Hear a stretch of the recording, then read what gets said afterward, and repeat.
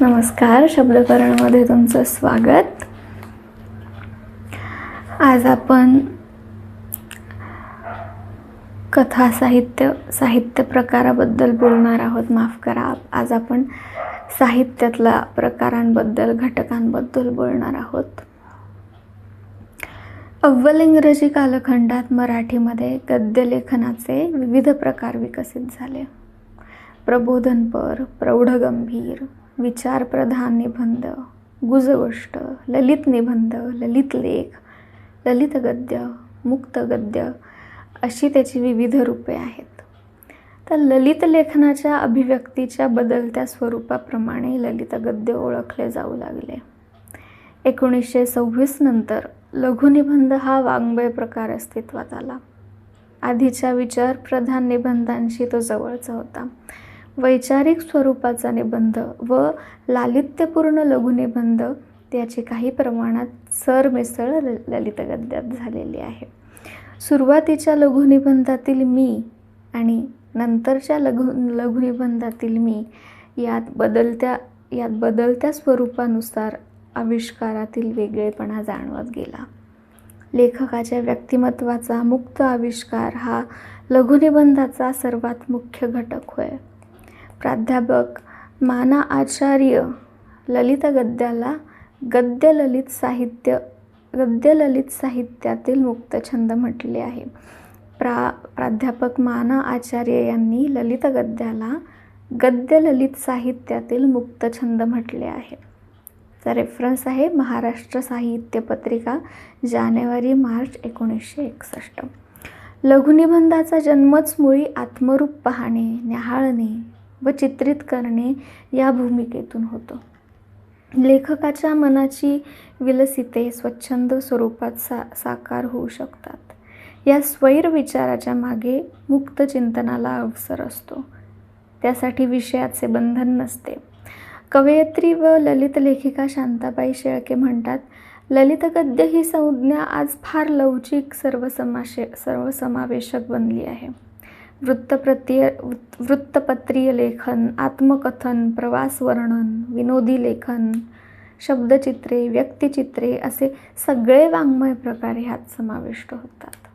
ललित, August 1988. Reference: प्राध्यापक नासी फडके यांनी गुजगोष्टीबाबत आपली भूमिका स्पष्ट करताना म्हटले आहे, एखाद्या जलाशयाच्या काठावर बसून आपण एक लहानसा दगड त्यात टाकतो व जलपृष्ठावर उठणारे तरंग पाहत राहतो. तसेच आधुनिक निबंध प्रकारात कोणत्याही विषयाच्या निमित्ताने लेखकाच्या अंतरंगात उठणाऱ्या विचार विकास तरंगाचे दर्शन व्हावे व त्या दर्शनापासून आल्हाद व्हावा एवढीच वाचकांची अपेक्षा असते. लघुनिबंध लेखक कोणत्याही विषयाच्या निमित्ताने मीचे राग, लोभ, रीती, सवयी, नाद, छंद इत्यादींचे दर्शन आपल्या लेखनातून घडवतो. हे अनुभव स्वतःचे आहेत लेखकाचे. प्रत्यक्ष जीवनात त्याने ते अनुभवले आहेत याचा प्रत्यय वाचकांना देणे तेथे आवश्यक असते. लघुनिबंधातील निवेदन आत्मगत असते. लेखक तेथील आशयाचा एक भाग बनलेला असतो. विषयानुसार तो भूमिका स्वीकारतो. विविध प्रकारांनी तो आत्माविष्कार करीत असतो. त्यातून त्याची भाषाशैली स्वतंत्रपणे उमटत असते. अनेकदा तो वाचकांशी संवाद साधित असतो. त्यामुळे ललित गद्य हा वाङ्मय प्रकार बऱ्याचदा कथनात्मक आणि लालित्यपूर्ण बनतो. लघुनिबंध किंवा ललित गद्य म्हणजे हलका-फुलका माफक तत्वचिंतन करणारा, चमत्कृतीजनक कल्पना मांडणारा, वाचकांशी जिव्हाळ्याचे नाते प्रस्थापित करू पाहणारा असा वाङ्मय प्रकार आहे.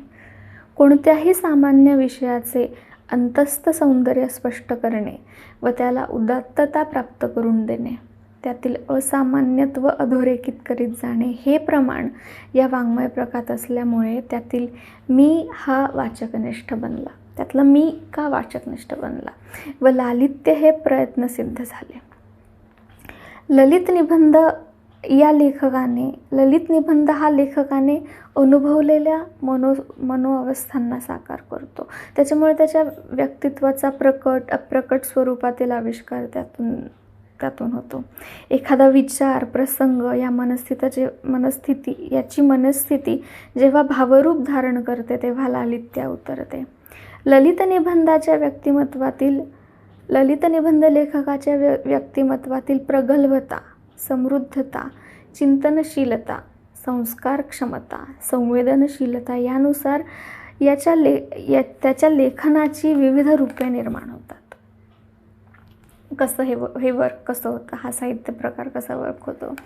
ललित निबंध लेखकाच्या व्यक्तिमत्वातील प्रगल्भता, समृद्धता, चिंतनशीलता, संस्कार क्षमता, संवेदनशीलता यानुसार त्याच्या लेखनाची विविध रूपे निर्माण होतात. एखादा ललित निबंध एखादा वास्तव प्रश्न उपस्थित करील.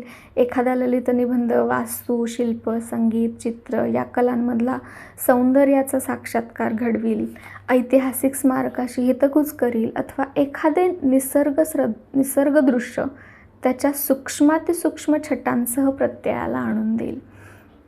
ललित निबंध लेखकांचे व्यक्तिमत्व किती समृद्ध आहे, जीवन व्यवहाराकडे पाहण्याची त्याची दृष्टी किती टोकदार आहे, जीवनाची गुंतागुंत करण्याची व जपण्याची त्याच्या व्यक्तित्वाची कुवत किती आहे यावर ललित निबंधाची कलात्मकता अवलंबून असते. पंडिता रमाबाई, अनंत काणेकर, बी रघुनाथ, वि द घाटे, चिंत्र्य खानोलकर, शिरीष पै, वसंत बापट, मधु मंगेश कर्णिक, विजय तेंडुलकर, अरुणा ढेरे इत्यादी ललित गद्यकारांच्या लेखनातून समृद्ध व्यक्तित्वाचा आविष्कार आपल्या प्रत्ययाला येतो. पंडिता रमाबाई व वसंत बापट यांच्या प्रवास वर्णनातील तरलता, चिंतनशीलता, वि द घाटे, चिंत्र्य खानोलकर आणि बी रघुनाथ यांच्या ललित लेखनातील मित्र, वृक्ष व पुस्तके यांच्याशी जुळणारे नाते, अनंत काणेकरांच्या लेखनातील मानवी मनाचे विविध पैलू, विजय तेंडुलकरांच्या लेखातील व्यक्तिचित्र, शिरीष पै यांच्या लेखातील फुलाठाई असलेले सामर्थ्य, मधु मंगेश कर्णिक यांच्या लेखातील ग्रामजीवनाचा अविभाज्य असलेला झोपाळा आणि अरुणा ढेरेंच्या लेखनातील आयुष्याला अवकाश देणारं घर अशा या ललित गद्यांतून प्रतिभासंपन्न व्यक्तींचे डोळस कुतूहल, बुद्धिनिष्ठा, अतीव संवेदना टिपणारी त्यांची भाषा या सर्व घटकांचा प्रत्यय येतो. जीवनावर मनापासून प्रेम करणाऱ्या, डोळसपणे सर्व अनुभवांना सामोरे जाणाऱ्या, स्वतःविषयी प्रांजळपणे व मोकळेपणाने बोलणाऱ्या लेखक मनाशी आपला संवाद साधला जातो.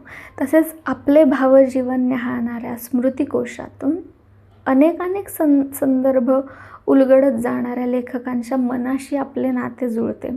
मानवी मनाचे, प्रवृत्तींचे कितीतरी आकार या ललित गद्य लेखकांनी मूर्त केले आहेत. आजचे ललित गद्य अतिशय लवचिक व सर्वसमावेशक बनले आहे. आत्मनिष्ठेमुळे त्यात प्रवास वर्णन, व्यक्तिचित्रण, आठवणी, आत्मवृत्त सदृश लेखन असे प्रकार एकमेकांजवळ जाताना दिसतात. म्हणूनच ललित गद्य या व्यापक संदर्भाने आज साहित्य प्रकाराचा निर्देश केला जातो. अनादरोभोवती म्हणून मी अजून एक व्हिडिओ केलेला आहे जो याच प्रकारामध्ये गणला जातो. आय होप तुम्हाला हा ललित गद्य साहित्याचा त्याची माहिती देणारा व्हिडिओ आवडला असेल. मराठी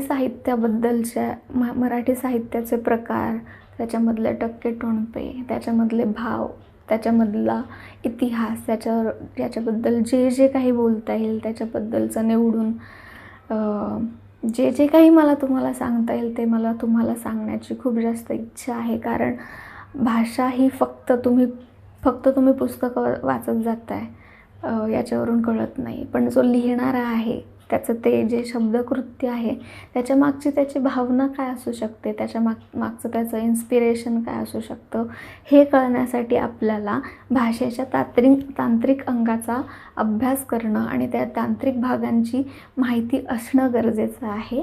म्हणून हा छोटासा प्रयत्न. शब्दपर्ण. चला शब्द जगूयात. धन्यवाद.